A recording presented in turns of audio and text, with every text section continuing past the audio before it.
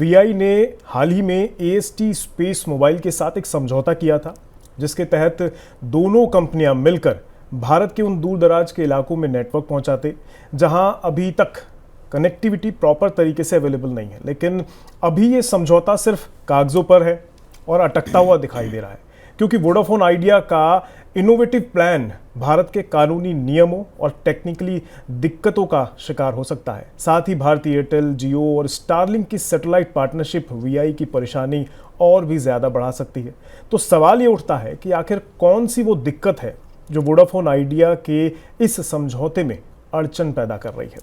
Sir, मेरा इस पूरे मुद्दे पर पहला और इम्पोर्टेंट सवाल यही रहेगा कि आखिर वो अड़चन कौन सी है जो इस समय वीआई के सामने खड़ी हो गई है। नहीं, देखिए, वोडाफोन आइडिया मुश्किलों के लंबे एक पहाड़ के नीचे दबी हुई कंपनी है वोडाफोन आइडिया इस वक्त देश की। और मुझे लगता है कि शायद ही कोई कंपनी ऐसी होगी जो इतनी सारी समस्याओं का सामना कर रही होगी, इतने भारी भरकम कर, सरकारी देनदारी और बाकी चीज़ों। अब वोडाफोन आइडिया ने अभी इसी 18 तारीख को जो है ऐलान किया था कि उसने एएसटी के साथ एक करार किया, एएसटी स्पेस मोबाइल के साथ, जो कि जिसके जरिए सैटेलाइट कम्युनिकेशन जो है, सैटेलाइट जो सेटकॉम है, सैटेलाइट कम्युनिकेशन, उसको देने की कोशिश थी। लेकिन उसमें पेच एक दूसरा है। पेच ये है कि वोडाफोन आइडिया टेरेस्ट्रियल ऑपरेटर है। टेरेस्ट्रियल मतलब जैसे जियो है, आपका एयरटेल है, और वोडाफोन आइडिया या बीएसएनएल है। इसके साथ एएसटी स्पेस मोबाइल की तकनीक जो है वो सैटेलाइट स्पेक्ट्रम वाली है। अब इन दोनों की कंबाइन जब एंटिटी आएगी तो उसके जरिए आप सीधा स्पेस से आपके मोबाइल पे इंटरनेट देने की बातचीत है। इसमें सैटेलाइट के जरिए सीधा आपको आएगा।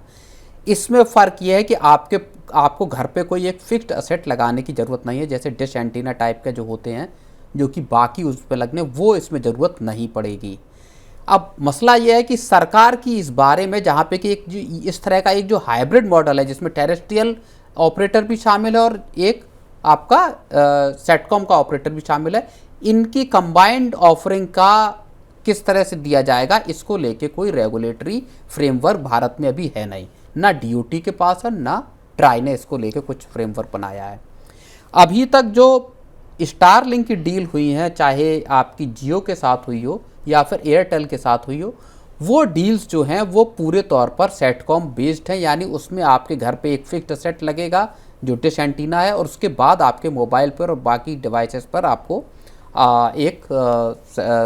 जो आपको हाई स्पीड नेटवर्क है वो दिया जाएगा। तो ये पूरी तरह से सेटकॉम का प्रोडक्ट है या ऑफरिंग है। और जो वीआई देने की कोशिश कर रहा है वो एक हाइब्रिड टाइप की ऑफरिंग है। अब इसमें स्पेक्ट्रम की शेयरिंग कैसे होगी, उसकी प्राइसिंग क्या होगी, ऐसे तमाम मसले हैं जो सरकार के सामने। और इसीलिए ये माना जा रहा है, जो एक्सपर्ट कह रहे हैं, कि वोडाफोन का ये मसला ऐसा है जिसको कि शायद सरकार, इन दोनों के जो टाई अप है उसको शायद सरकार मंजूरी न दे ऑफरिंग लाने के लिए। रोहित जी। सर, अगर ये समझौता कागजी कागरवाई के तौर पर ही रह गया, कागज़ों पर ही रह गया, तो फिर तो वोडा आइडिया के लिए ये बड़ी समस्या बन जाएगी, क्योंकि एक तरफ जियो, एयरटेल, स्टारलिंक के साथ बाज़ार में उतर जाएंगे और उनका बाज़ार में आना मतलब वो फर्स्ट हैंड ले लेंगे इस मार्केट में। तो फिर जियो का आना वीआई के लिए क्या मायने रखेगा? नहीं, देखिए, जियो और चाहे एयरटेल हो और स्टारलिंक सेपरेटली भी आ रही है, और स्टारलिंक के साथ कोइपर ने भी पेपर दे दिए हैं। स्टारलिंक को ग्रीन सिग्नल सरकार की तरफ से मिल गया है। अब वीआई पे लौट के आते हैं। अगर वीआई की जहाँ तक बात करें तो वीआई, वोडाफोन आइडिया को अपनी तमाम चीज़ों के लिए सरकार के दरवाजे पर जाना पड़ता है। अभी एजीआर के बकाये का मामला चल रहा है, जिसमें कंपनी को सुप्रीम कोर्ट पहुंचना पड़ा, वहां पे जाके पिटीशन दाखिल की, और पिटीशन के बाद सुप्रीम कोर्ट ने उसको मिसकंसीव्ड कह दिया कि भाई आपकी पिटीशन विचार के योग्य एक तरह से नहीं है। सरकार को कहा गया कि आप इस मसले पे चाहे फैसला ले सकते हैं। 45,000 करोड़ का जो एजीआर का जो बकाया है उस पर ब्याज और पेनल्टी का पोर्शन है, उसको लेके ये मामला पूरा था। तो अब वीआई उसको लेके सरकार के पास है कि साहब, अगर आपने ये 45,000 करोड़ रुपए माफ़ नहीं किए तो हमारे लिए अगले साल तक टिके रह पाना मुश्किल होगा। और इसी बीच वोडाफोन आइडिया ने अपने 4G 5G नेटवर्क के साथ और प्लस जो AST का जो नेटवर्क है जो आपका सेटकॉम वाला, उसके साथ मिलकर ऑफरिंग देने की करार किया। अब कंपनी के पास ऑप्शन ये है कि वो सरकार के पास जाए, सरकार से कहे कि आप हमारी इस तरह के जो हाइब्रिड मॉडल है इसको मंजूरी दें। लेकिन इसमें हो ये भी सकता है कि जो बाकी की कंपनियां हैं वो इसके लिए अड़ंगा लगा सकती है, जैसे कि जियो है या एयरटेल है या स्टारलिंक और कुइपर जैसी कंपनियां, क्योंकि ये लोग फिक्स्ड आपके जो रूफटॉप पे लगने वाली डिश है या बाकी के जो एसेट लगेंगे जिसकी की एक कॉस्ट है, जैसे स्टारलिंक का जो पूरा का पूरा आपका जो एक फिक्स्ड इंफ्रास्ट्रक्चर की कॉस्ट है वो 30-32 हज़ार रुपये 33 हज़ार रुपये तक बताई जाती है, और उसके बाद आपको 3,000 साढ़े 3,000 रुपये का प्लान आएगा। तो अगर ये और ऐसा ही एक जो प्रोडक्ट है वो आपका भी हाल में ही हैदराबाद में BSNL ने भी लॉन्च किया है, जिसमें 5G फिक्स्ड वायरलेस जो एक्सेस है उसका जो पायलट एक तरह से उसको लॉन्च किया है, और दूसरी जगहों पे भी जल्द लाया जाएगा। उसमें भी यही कि आपके रूफटॉप पे डिवाइस लगेगी और देन उसके जरिए आपके घर पे और मोबाइल पे आपको इंटरनेट हाई स्पीड मिलेगा।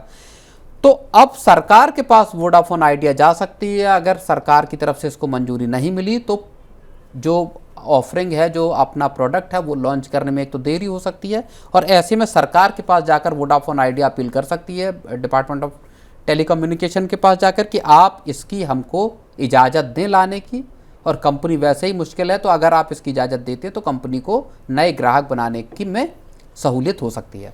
पर इसमें तो जैसा कि अभी हम शुरू में बात कर रहे थे कि कोई रूल रेगुलेशंस यहाँ तो है नहीं।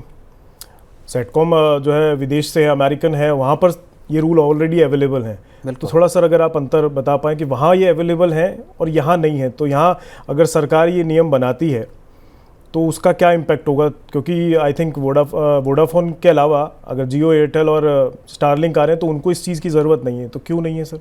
नहीं, लेकिन देखिए उसमें यह है कि सरकार को तो नियम बनाने चाहिए। अगर कोई टेक्नोलॉजी ऐसी है जो हाइब्रिड मोड में काम कर सकती है, उनके मसले में ज़रूरत नहीं पड़ेगी उस तरह के नियम की। हो सकता है फिर वो भी इस तरह की ऑफरिंग लेकर आ पाएँ, चाहे आपका जियो हो चाहे एयरटेल हो, उनके पास भी अपॉर्चुनिटी होगी कि वो डायरेक्ट जो आपका मोबाइल पे स्पेस से मोबाइल पे आपको सीधे सीधे इंटरनेट दे पाएँ, उसमें फिक्स जो असेट हैं आपकी उसकी कॉस्ट को बचा पाएँ। तो ये कंज्यूमर के लिए बेनिफिशियल साबित हो सकता है। सरकार के लिए पॉलिसी ड्राफ्ट करने में जाहिर तौर पर महीने, 2 महीने, 4 महीने का वक्त जरूर लग सकता है, लेकिन ऐसी पॉलिसी लाई जा सकती है अगर उसकी टेक्नोलॉजिकली फीजिबिलिटी है। अगर कोई प्रोडक्ट अगर इस तरह का आ सकता है तो उसके लिए पॉलिसी बनाने में भी कोई मुश्किल नहीं होनी चाहिए, क्योंकि कोई इलीगल तो आपका वो है नहीं उसमें। तो कानूनी किस तरह से आप ला सकते हैं उसकी पॉलिसी तो सरकार बना सकती है, डिपार्टमेंट ऑफ टेलीकम्युनिकेशन बना सकता है, नहीं तो ट्राई उसके लिए रिकमेंडेशन दे सकती है और उसके बाद DOT उसको मंजूर कर सकता है थोड़े बहुत ट्वीक सुधार के साथ। तो वो तो देश के लोगों के लिए भी फायदेमंद हो सकता है अगर इसके जरिए प्राइसिंग कम किए जा सकते होंगे तो। जी सर, एक सवाल और मैं इसमें जानना चाहूँगा। इनका जियो, एयरटेल, स्टारलिंक जो मिलके ला रहे हैं उसमें, और जो VI ने सेटकॉम के साथ मिलकर समझौता किया उसमें थोड़ा डिफरेंशिएट कि वो क्या प्रोडक्ट बाज़ार में लेकर आ रहे थे और ये क्या लाने की सोच रहे हैं, दोनों में डिफरेंशिएशन नहीं, देखिए मैंने जैसा बताया आपको कि जो वोडाफोन का मॉडल है वो एक हाइब्रिड मॉडल है, जिसमें कि आपका टेरेस्ट्रियल नेटवर्क और सेटकॉम दोनों का एक कंबाइंड करके आप एक प्रोडक्ट उतार रहे हैं, जिसमें आपको सीधे सेटकॉम से आपके मोबाइल पे इंटरनेट आएगा। उसमें किसी तरीके का आपको घर पे रूफटॉप पे कोई डिश एंटीना या इस तरह का जो रिसीवर एक तरह के अगर हम कहें उसको लगाने की ज़रूरत नहीं होगी। दूसरी तरफ स्टारलिंक के साथ जो इनके टाई अप हैं आपके जियो के या एयरटेल के, इसमें इन चीज़ों की ज़रूरत पड़ेगी। तो ये थोड़ा एक फ़र्क है, और इसीलिए हो सकता है कि वोडाफोन आइडिया की ये सर्विसेज थोड़ी सी सस्ती हों।